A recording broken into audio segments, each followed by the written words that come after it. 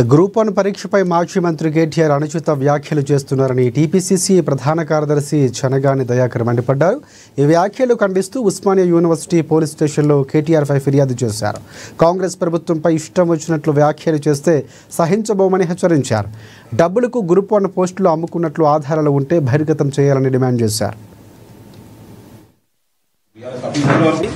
ఇవాళ ప్రభుత్వ ప్రతిష్టకు భంగం కలిగేలా వ్యవహరించినటువంటి కేటీఆర్ పైన ఉస్మానియా యూనివర్సిటీ పిఎస్ లో కేసు పెట్టి తక్షణం చర్యలు తీసుకోవాలని మేము కోరుతా ఉన్నాం.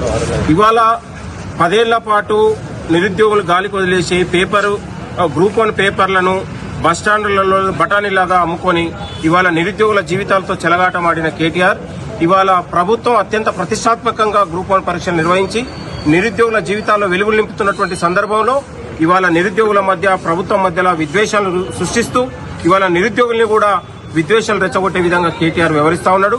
ఇవాళ ఆధారాలు లేని ఆరోపణలు చేస్తూ ఇవాళ 3 కోట్ల రూపాయలు 7 కోట్ల రూపాయలు పోస్టులు అమ్ముకున్నారని మంత్రులపైన ముఖ్యమంత్రి గారి పైన ఇవాళ కాంగ్రెస్ ప్రభుత్వ ప్రతిష్టను భంగపాటు గురి చేస్తున్నటువంటి కేటీఆర్ పైన చర్య తీసుకోవాలని ఉస్మానియా యూనివర్సిటీ పిఎస్ లో మేము కంప్లీట్ చేసినాం. నేను అంటా ఉన్నాను, కేటీఆర్ గారు మీకు 24 గంటల్లో టైం ఇస్తా ఉన్నాం. మీకు నిజంగా ఏ ఆధారాలు ఉన్నాయి బయట పెట్టాలి, లేకపోతే కేటీఆర్ పైన 100 కోట్ల రూపాయల దావా నష్టపరిహారం మేము వేయబోతా ఉన్నాం. ఖబర్దార్, నోరుంది గాని నీ చేతిలో మీడియా ఉంది గాని పేపర్ ఉందని ఇష్టానుసారంగా మాట్లాడితే ఊరుకునే ప్రసక్తి లేదు. ఖబర్దార్, నాలిక చీరేస్తాం. పిచ్చి పిచ్చి మాటలు మాట్లాడితే మేము మాట్లాడలేకనా, మేము రాయలేక ప్రభుత్వంలో ఉన్నాం.